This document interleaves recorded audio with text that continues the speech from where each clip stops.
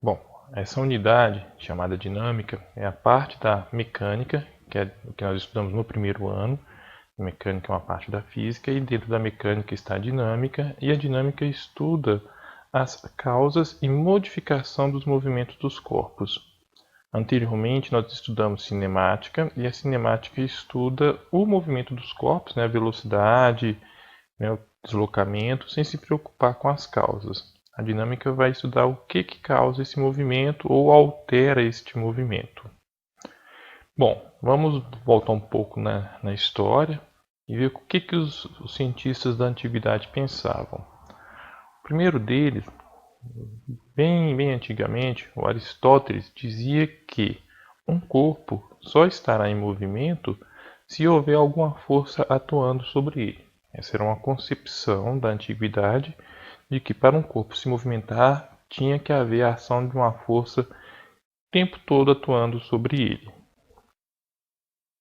Já lá para o século XVI, XVII, apareceu o Galileu Galilei, e ele dizia que um corpo permanece em movimento mesmo quando não há nenhuma força atuando sobre ele.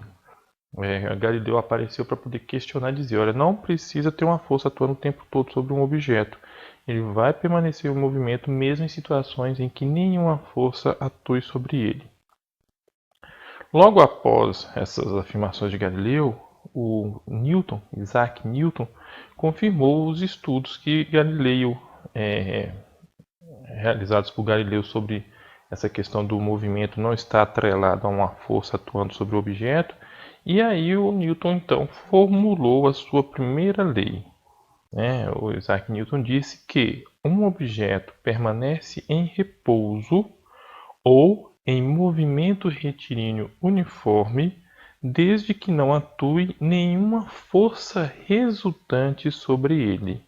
Então Newton está falando em duas coisas aqui. Ele está falando do repouso, e aí ele define um equilíbrio. O objeto vai ter equilíbrio estático, está em repouso, está parado.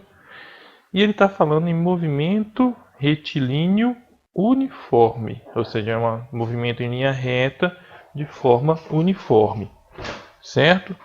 E aí é um outro tipo de equilíbrio, é o equilíbrio dinâmico. A ação de uma força faz com que o corpo saia deste equilíbrio. Então, a ação de uma força faz com que o corpo que está em repouso entre em movimento, ou seja, saia do equilíbrio estático, ou que um corpo que está em movimento retilíneo uniforme mude esse tipo de movimento, seja a trajetória deixa de ser retilínea e passa a ser curvilínea, ou o fato de ele estar uniforme com velocidade constante passe a aumentar ou diminuir de velocidade.